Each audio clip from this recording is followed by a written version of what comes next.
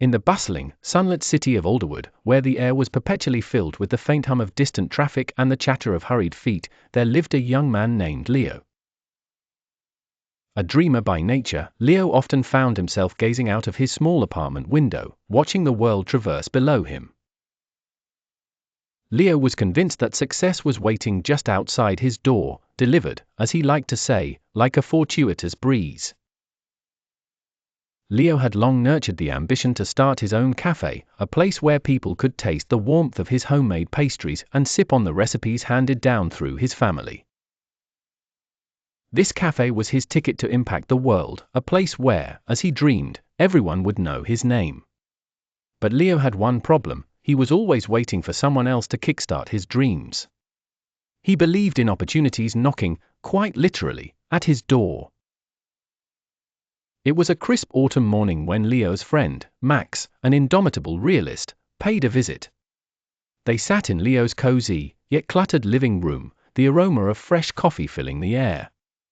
Max leaned back, letting the old chair creak under his weight.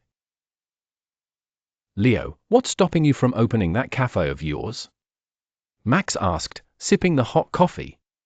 Leo sighed, tracing the rim of his mug with a finger. "I just haven't had the chance, or the right moment, you know.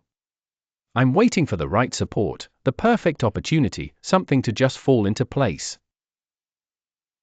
Max chuckled, shaking his head. "You can't wait forever, Leo.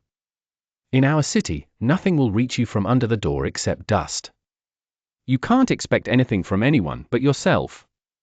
The words hung in the air, weaving through the quiet room. Days turned into weeks, and Max's words refused to leave him.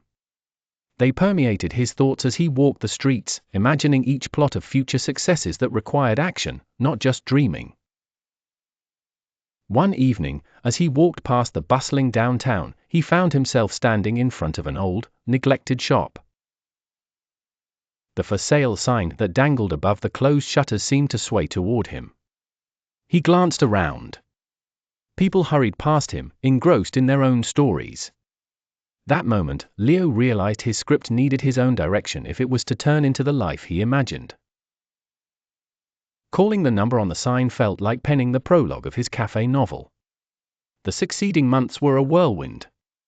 Pen, paper, loan applications, bakery simulations in his small kitchen, tasting sessions with friends, and relentless planning. More than once, he doubted himself. The weight of uncertainty was heavy, yet, in each flicker of hesitation stood Max's voice, grounding, assuring. Finally, the crimson dawn of a new year witnessed the grand opening of Leo's Corner Café. The air, thick with aromas of freshly baked croissants and espresso, thrummed with excitement. Leo stood behind the counter, his heart racing not from fear, but from fulfillment. With the support of unexpected allies and his very own persistent spirit, he had built his dream from the ground up. As customers filled the cafe, each finding a corner to call their own, Max watched his friend from afar, all the while enjoying a slice of life's little victory. "You did good, Leo," he mumbled to himself between sips of cappuccino.